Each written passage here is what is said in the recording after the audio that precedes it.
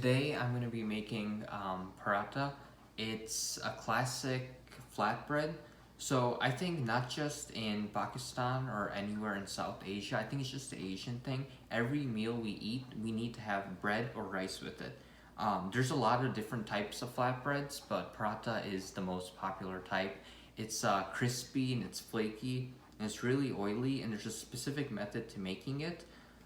And you could have it with everything. We have it for breakfast, dinner. You could have it with an omelet, egg, the chicken 65 recipe I uploaded. That would go really good with some yogurt and paratha. So you can have this flatbread with everything. We just love flatbread. So here's the recipe. It's very authentic. I've been making it since I was growing up. So we have 6 cups of bread flour. I'm using bread flour because bread flour has more protein, and because of that it has more gluten, so you can work out the dough and it'll have that chewy taste because of the gluten in it. So use bread flour, otherwise all-purpose flour will do just fine. We have a cup of milk, and milk makes your bread dough usually softer, so this will make our bread have a nice texture. We also have an unmeasured amount of water because we'll be adding in 1 cup of milk, and we'll add in the rest with water until the dough forms. So there's no definite measure. You just add water until a dough ball gets formed. Then we have 2 tablespoons of oil. I'm just using a neutral vegetable oil. 3 tablespoons of sugar and 3 tablespoons of salt. Okay, so let's get started. So here's my 6 cups of flour, and I kept some here for dusting in case I add too much water. So I'll set that aside. So first goes in our salt and sugar. 3 tablespoons. I'm making a lot of dough because, as I said, this is so versatile. You can have this with eggs, potatoes. You can have paratha or flatbread with anything. But the normal recipe, just cut it down by 3. So divide everything by 3, so it'll be with 2 cups. But again, this is 6 cups of flour, and I added 3 tablespoons of salt and sugar into that. Because, again, this dough is also sweet. It can be sweet and savory, so we have sugar and salt. Sometimes a lot of old people in Pakistan will just make parathas. They'll put ghee, which is clarified butter like we made in class, and they'll just sprinkle more sugar on top and eat it. But at the same time, it's also a savory dough, so multi-purpose. So we have equal amounts of salt and sugar. Okay, so now I'm gonna make a well in the center. So a hole in the center of our flour. Okay. In goes our 1 cup of milk, along with our 2 tablespoons of vegetable oil. Okay, I'm just gonna mix that. And this 6 cups of flour and 1 cup of milk, obviously our dough ball isn't gonna form, so I'm gonna have to add the water, but I'm just gonna incorporate as much of this as I can. And now is when we can start adding the water. Then once the dough ball starts forming, we'll get in there with our hands, because the best way to work with dough, pretty much anything in the kitchen, is with your hands. And we want to form that gluten so our dough is nice, soft, and chewy. Okay, and just like you're making pasta, I'm working from the middle. I have all the wet ingredients in the middle, and using my fork, I'm going to incorporate all this flour from the side. And I could see that this is drying out, so I'm just going to add more water. So that's why there's no definite amount of water. You just keep adding it until your dough starts to form. So again, just mix from the center.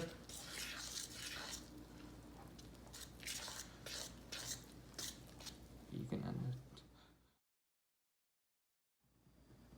Okay, so we're back. I've added half of my water so far. Okay, so we're back. I've added half of my water so far. The dough is starting to form, so my favorite part at this point, it's pointless doing it with the fork, just get in there with your hands.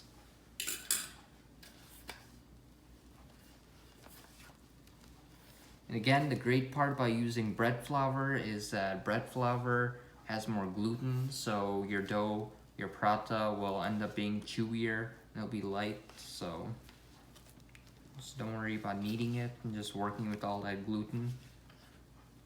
And I'm not adding more water because, as you can see, it's sticking to my fingers, but it's still dry. So right now I'm just gonna work it.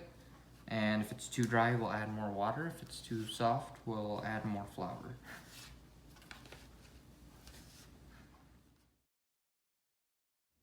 Okay, so since the last video, I have not added any more flour, and so far I only used 2 cups of water, and this is where you want your dough to be. Poke into it, my finger doesn't stick. Now, this is kind of like a pizza dough. It's still kind of wet. See, it's still clinging to my fingers, but you want this dough to be a little more wet, not on the dry side, because then when we fry it in the pan, it'll become too hard. So you want to keep it a little bit on the softer side. And I have a container over here. It needs to chill in the fridge for 1 hour so it firms up, because right now it's kind of soft, but you want to keep it soft because when it gets fried in oil and you have a really dry dough, it's just gonna crack. So once it's nice, pliable, and you work the gluten into it like we have, it's ready to sit in the fridge for 1 hour. Okay, so we're just gonna oil the top of our dough. Okay, and in it goes into our container. And like I said, if it's on the sticky side, that's all right.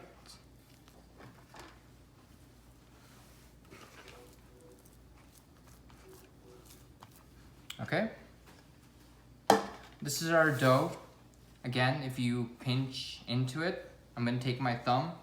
My thumb comes out, it doesn't stick. It's like a pizza dough, but that's all right. So it's gonna sit in the fridge for 1 hour covered, and then we'll fry it. Okay, so now's the favorite part, rolling out our paratha.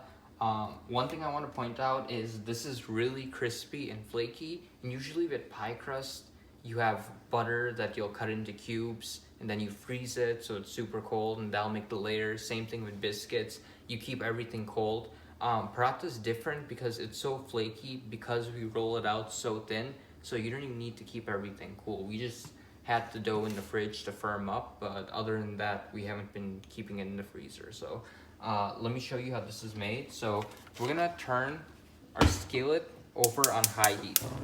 When I say high heat, it needs to be smoking, so that's a good sign. So we're gonna bring it up so hot that the pan starts smoking. And over here, I have a small portion of our dough set aside. Now each paratha, out of this recipe, you can make 15 or 20, depends on how big you make each ball. But from your dough, 1 paratha should be around this size. Okay, so again, from our big dough ball, you should be able to roll out small bowls like this. Each ball will be 1 paratha, and I'll show you how to roll that out. Okay. So here's the trick. Because this is from bread flour, and also because we need it, and the gluten's been formed, it's not going to stick on the counter, so you don't need any dusting flour. So we're going to start off with your knuckle, just pressing it to a thin sheet like that. Once our pan is hot, now here's the trick.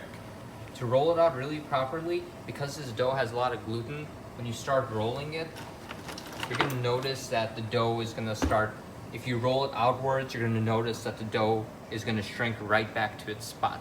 That happens a lot, so here's the trick. Once our pan is smoking hot, we're going to add some vegetable oil. You can be generous with the oil. This is oily, but it's really good.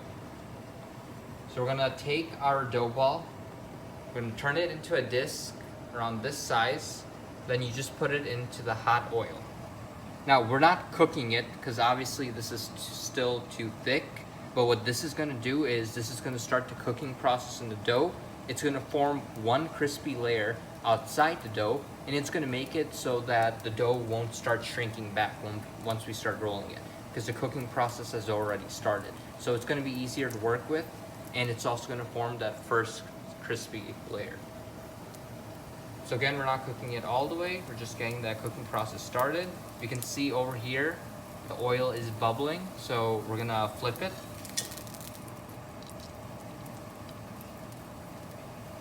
You see we have some of that color. All right, that's good enough. And again, keep your pan, I'm not gonna turn this heat off. I'm gonna leave this smoking hot. Now time to roll it out. So we have our disc over here, so we roll outwards. So I'm gonna roll over here from the bottom. I'm gonna roll from the top, and I'm gonna take my dough, change its side, roll downwards, and I'm gonna roll upwards. Roll down, I'm gonna roll up. I'm gonna pick it up and change its side one last time. And look over here, this is that crispy layer. It's that crispy skin that started forming when we put it on the stove, and it's easier to roll out too because it started cooking. So now we are just gonna roll it out on each side. Ideally, you should make this as thin as possible. I like to do it until I can see the dough until I can see the counter through the dough. The thinner, the better. It's crispy and flaky. And again, this is not a normal dough. You don't roll like this. You just roll in one direction.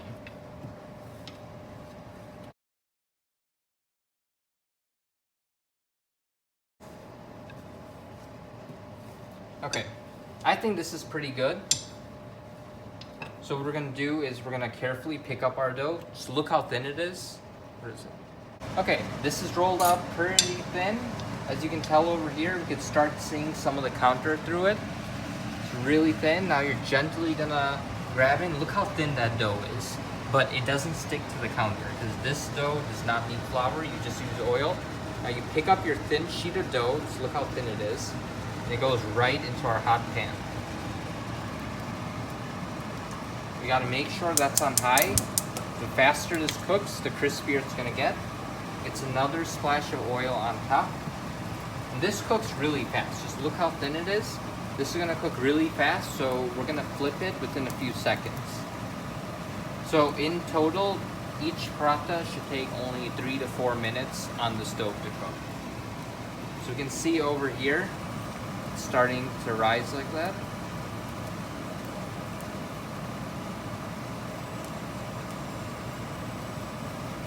Alright, now we can flip it. And be careful because this does have a lot of oil, so you get splash. Alright. And look at that golden color. I'm just gonna press down on it to break any air pockets.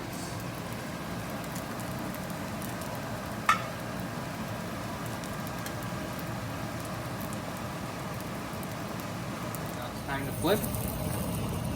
There we go. Do you see that color? That dark golden brown. This is exactly. So do yourself a favor, if you've never had paratha, go on Google Images, look up paratha flatbread, and this is exactly what you're gonna find. I'm just pressing it down, but just look at that char on it. It's not burned, it's crispy. Then we're gonna flip it over, check the side. This side looks good, so another few seconds and it should be done. Again, this only cooks for 3 to 4 seconds, really high, so the second you put your thin paratha dough onto the pan, it already starts cooking and it starts frying in that oil and it becomes crispy. So this is ready to take out, so I'm gonna turn off the heat and this is ready to go. Good, okay. So now that we have our paratha, like I said, this is really flaky. It's good with everything. We rolled it out the best we could so we could see it through the counter. Like I said, the thinner it is, the flakier and crispier it's gonna be.